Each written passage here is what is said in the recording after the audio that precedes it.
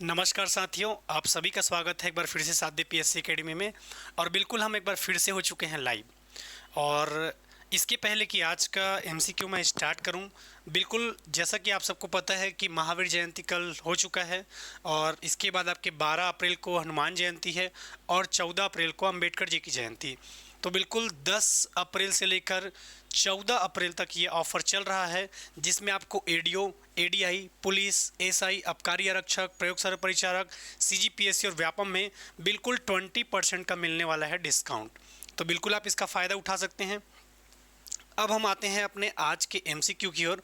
और बिल्कुल आज भी हम बहुत सारे एमसीक्यू करने वाले हैं, जिसमें आपका पहला एमसीक्यू जो दिख रहा है, ठीक है, चलिए ध्यान से पढ़िए और बताइए। छत्तीसगढ़ ग्राम सभा सम्मेलन की प्रक्रिया और नियम कब पारित हुआ था?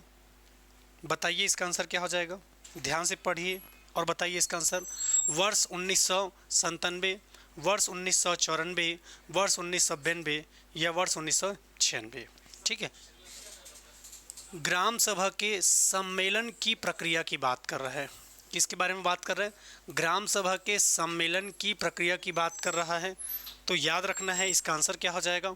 ग्राम सभा के सम्मेलन की प्रक्रिया की यदि बात कर रहा है तो बिल्कुल याद रखना है वर्ष 1994। कब आपका? वर्ष 1994 आपको याद रखना है, जब ग्राम सभा में सम्मेलन की प्रक्रिया और नियम को क्या किया गया था? पारित किया गया था। तो बिल्कुल ये आपको याद रखना है।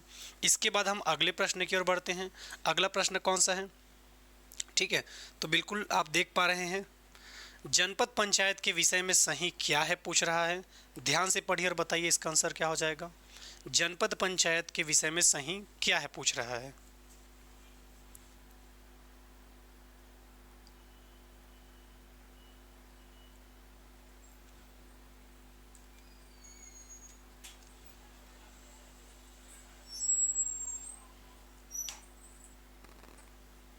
चलिए बताइए इसका आंसर क्या हो जाएगा।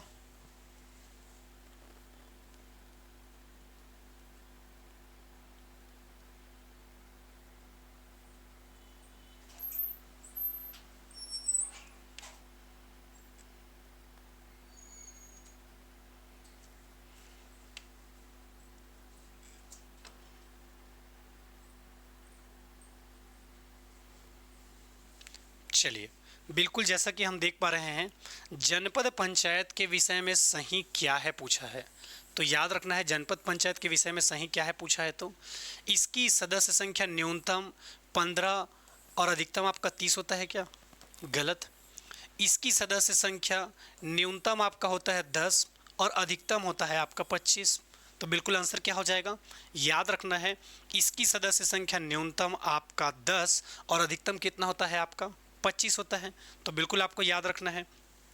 इसके अलावा हालांकि ग्राम पंचायत के पंचों को वार्ड का प्रमुख कहा जाता है, पर चूंकि जनपद पंचायत के बारे में बात कर रहा है तो वार्ड लिखा है, तो हम इसको सदस्य मान के चलते हैं। और बिल्कुल निर्वाचित सदस्य व्यक्ति सदस्य होते हैं, बिल्कुल सही है।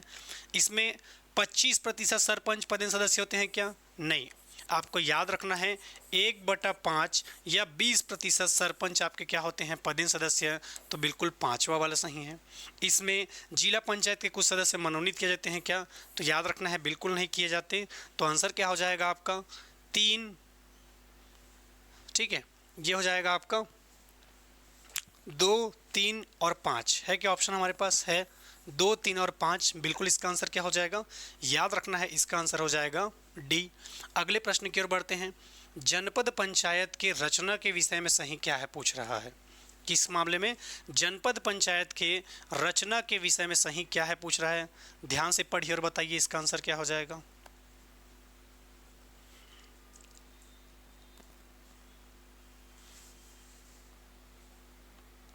जनपद पंचायत के रचना के विषय में सही क्या है।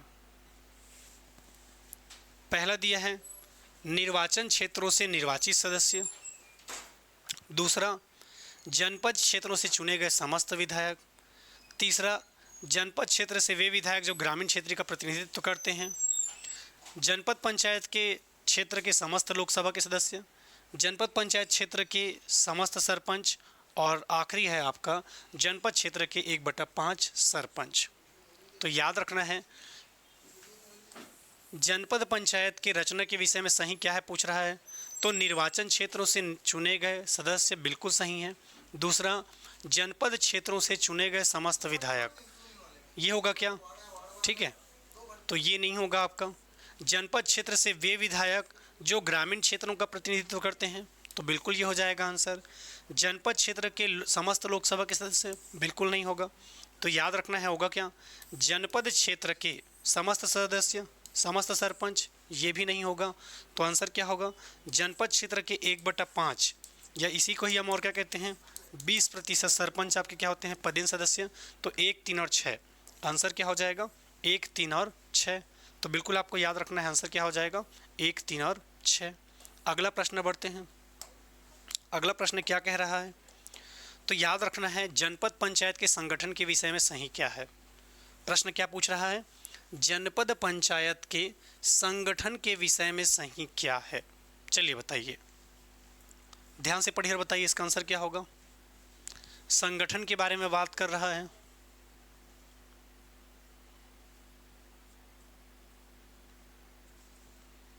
ठीक है, जब भी आपके संगठन के बारे में बात करेगा तो याद रखना है संगठन के बारे में क्या चीज़ याद रखोगे।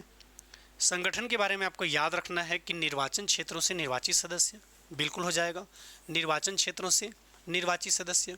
दूसरा, राज्य विधानसभा के समस्त ऐसे सदस्य, राज्य विधानसभा के समस्त ऐसे सदस्य जो ऐसे निर्वाचन क्षेत्रों से हैं जिनका पूर्णतः या अंशतः खंड के भीतर पड़ते हैं या निर्वाचित हुए हैं, तो बिल्कुल दूसरा भी सही है। राज्य विधानसभा का ऐसा सदस्य जिसका निर्वाचन क्षेत्र उस खंड के नगरीय क्षेत्र में पड़ता है, ये होगा क्या? नहीं। जनपद पंचायत क्षेत्र में स्थित समस्त ग्राम पंचायतों के सरपंच, ये भी नहीं होगा। तो आंसर क्या होगा? जनपद पंचायत क्षेत्र में स्थित समस्त ग्राम पंचायतों के 20% सरपंच। कितने प्रतिशत? तो याद रखना है 20% सरपंच। जनपद पंचायत क्षेत्र में स्थित लोकसभा या राज्यसभा के सदस्य, ये होगा क्या? नहीं होगा। तो आंसर क्या है? पहला, दूसरा और पांचवा। आंसर क्या है आपका? पहला, दूसरा और पांचवा। ठीक है, तो याद रखना है आंसर क्या है आपका? पहला, दूसरा और पांचवा। अगले प्रश्न की ओर बढ़ते हैं। जिला पंचायत में सदस्यों की न्यूनतम और अधिकतम संख्या कितनी होती है? चलिए बताइए आंसर क्या हो जाएगा। ठीक है, यहाँ पर प्रश्न पूछ रहा है कि न्यूनतम 15 और अधिकतम 35। दूसरा, न्यूनतम 15 अधिकतम 40। तीसरा, न्यूनतम 10 और अधिकतम आपका क्या होता है 35। तो बिल्कुल जितने भी बच्चे टिक कर रहे हैं आंसर सी वालों का आंसर बिल्कुल आपका क्या हो जाएगा? सही हो जाएगा। वहीं हम अगले प्रश्न की ओर बढ़ते हैं। अगला प्रश्न क्या कहता है? यदि किसी जिले की जनसंख्या 25 लाख है, कितना है? 25 लाख। तो जिला पंचायत के लिए कितने निर्वाचन क्षेत्र होंगे? बताइए ध्यान से कम कितना होता है? 10, और 10 तो आपके ऑप्शन में दिया नहीं है। तो यदि 25 लाख की जनसंख्या है तो ये तो क्वेश्चन एकदम क्लियर कर दिया है आपके लिए। यदि 25 लाख है जनसंख्या तो कितने निर्वाचन क्षेत्र होंगे यदि पूछा जाएगा, तो कितने हैं आपके? 35। कितने हैं आपके? 35। अगले प्रश्न की ओर बढ़ते हैं। अगला प्रश्न क्या है? निम्न में से कौन सा कथन सही है? क्या पूछ रहा है? निम्नलिखित में से कौन सा कथन सही है पूछ रहा है। ग्राम पंचायत में पंच हेतु आरक्षण करने हेतु लॉट द्वारा निकाला जाता है। जनपद पंचायत में सदस्य पद हेतु आरक्षण करने हेतु लॉट संचालन पंचायत द्वारा निकाला जाता है। और जिला पंचायत में सदस्य आरक्षण हेतु लॉट संचालक पंचायत द्वारा निकाला जाता है। ठीक है, चलिए ध्यान से पढ़ लीजिए, उसके बाद बताइए आंसर क्या होगा, क्योंकि यह क्वेश्चन आपका इंपॉर्टेंट है।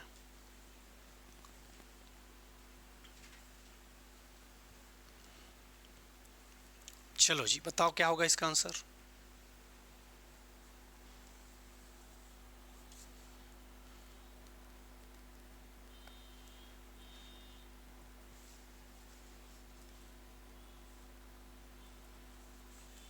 ठीक है, याद रखना है यदि पेपर में प्रश्न पूछा जाता है कि ग्राम पंचायत में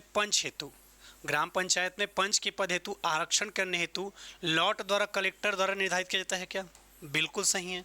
दूसरा, जनपद पंचायत सदस्य में पद हेतु आरक्षण करने हेतु संचालक पंचायत नहीं करता, बल्कि यहाँ पर आपका राज्य सरकार करता है। कौन करता है? राज्य सरकार। तीसरा, जिला पंचायत में सदस्य के पद हेतु आरक्षण करने हेतु लॉट संचालक पंचायत द्वारा निकाला जाता है क्या? ये भी नहीं है। जिला पंचायत में भी आपके संचालक पंचायत नहीं, बल्कि यहाँ पर भी आंसर क्या हो जाएगा? राज्य सरकार के द्वारा। किसके द्वारा? राज्य सरकार के द्वारा। तो बिल्कुल आंसर क्या हो जाएगा? केवल एक। आंसर क्या हो जाएगा? केवल एक। अगले प्रश्न की ओर बढ़ते हैं। अगला प्रश्न क्या है? निम्नलिखित में से कौन सा कथन सही है पूछ रहा है। क्वेश्चन क्या पूछ रहा है? निम्नलिखित में से कौन सा कथन सही है पूछ रहा है। ग्राम पंचायत के सरपंच पद के आरक्षण हेतु, ग्राम पंचायत के सरपंच पद के आरक्षण हेतु लॉट कलेक्टर द्वारा निकाला जाता है। जनपद पंचायत के अध्यक्ष के आरक्षण हेतु लॉट कलेक्टर द्वारा निकाला जाता है, और जिला पंचायत के पद के आरक्षण हेतु लॉट संचालक पंचायत निकालेगा। चलिए ध्यान से पढ़िए और बताइए आंसर क्या हो जाएगा।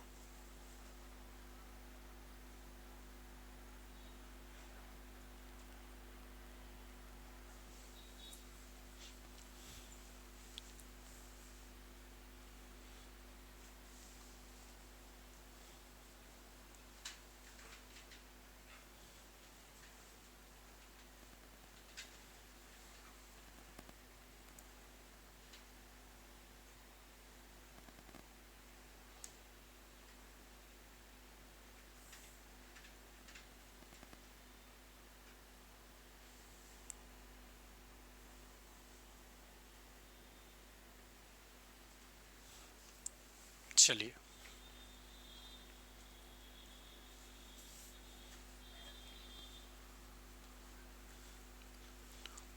चलिए ध्यान से पढ़िए और बताइए आंसर क्या हो जाएगा।